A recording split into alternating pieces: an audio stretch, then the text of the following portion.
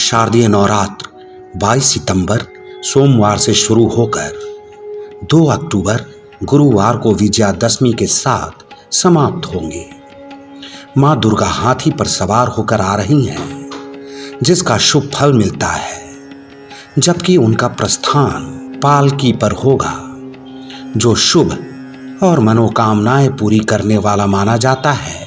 आरंभ घट स्थापना सोमवार 22 सितंबर 2025, समापन विजयादशमी गुरुवार 2 अक्टूबर 2025 को होगा।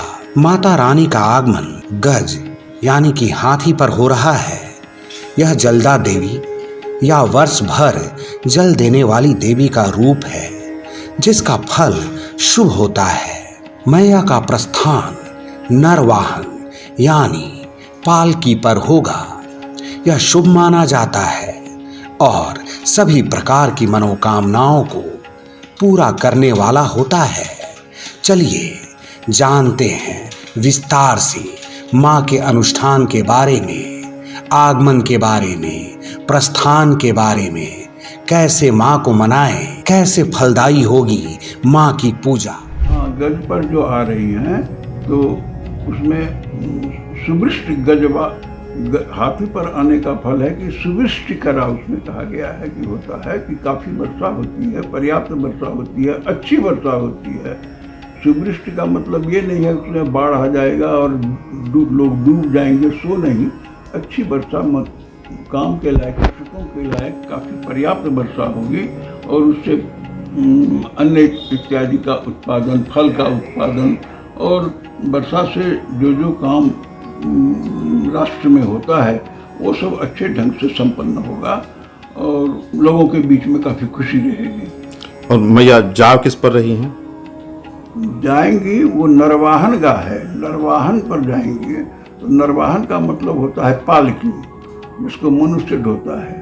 तो उसके लिए भी कहा गया है सुख सौख्य करा। सुख और शौक, शौक माने मनुष्य की जो मनोकामना होती है कि मैं यह प्राप्त करूं, यह लूं, ये सभी प्रकार की मनोकामनाओं को पूरा करने वाली होती है और बहुत कल्याणकारी माना गया है उसको।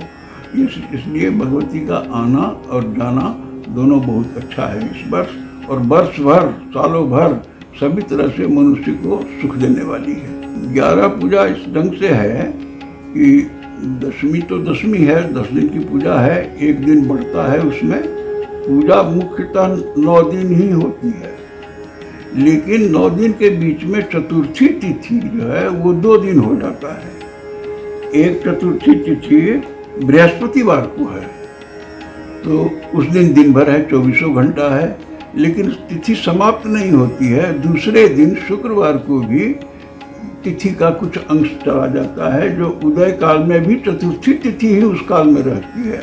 इसलिए चतुर्थी की पूजा दोनों दिन होगी और उसके बाद फिर पंचमी के दिन शनिवार से फिर पंचमी और उसके बाद षष्ठी इत्यादि की पूजा होगी। षष्ठी का कृत्य है कि उस दिन बिल्वाभिमंत्रण होता है, बेल गाछ को निमंत्रित किया जाता है और कि कल आपका कल आने का मैं उनकी प्रार्थना करता हूँ, कल आइए और हमारी पूजा को स्वीकार कीजिए। तो बेलगाछ में लोग ढोल बाजा गजा के साथ जाकर भगवती माता को आमंत्रित करते हैं, उसको बिल्वाभिमंत्रण करते हैं। वो षष्ठी को हो जाता है और सप्तमी को, सोमवार को पत्रिका प्रवेश होता है, कल संस्थापन होता है और भगवती का मुख्य रूप से मंत्र पूर्वक आवाहन किया जाता है। मुख्य पूजा उसी दिन से शुरू होती है, सप्तमी के दिन से, और सप्तमी है सोमवार को, तो सोमवार से सप्तमी की पूजा शुरू होती है। लेकिन सोमवार को ही 12:36 के बाद अष्टमी शुरू हो जाता है। तो अष्टमी जब शुरू होता है तो अष्टमी का जो रात में जागरण होता है और मध्य रात्रि में जो पूजा होती है भगवती की, वो उसी दिन हो जाएगा।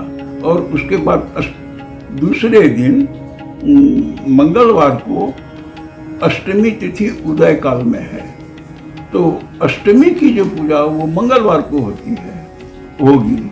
और अष्टमी का अंत हो जाता है मध्याह्न में, तो मध्याह्न के बाद नवमी पड़ेगा, लेकिन नवमी की पूजा उस दिन होगी नहीं, क्योंकि नवमी उसके बाद भी दूसरे दिन होता है।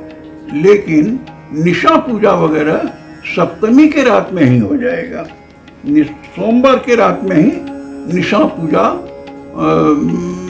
हो जाएगा, क्योंकि जिस दिन निशीथ रात्रि में, मध्य रात्रि में अष्टमी पड़े, उसी दिन अष्टमी तिथि की पूजा और जागरण इत्यादि वो होता है, तो वो सोमवार को ही हो जाएगा। जी हाँ, यह 10 दिनों का नवरात्र होगा, क्योंकि इस बार चतुर्थी तिथि की वृद्धि है। जय माता दी।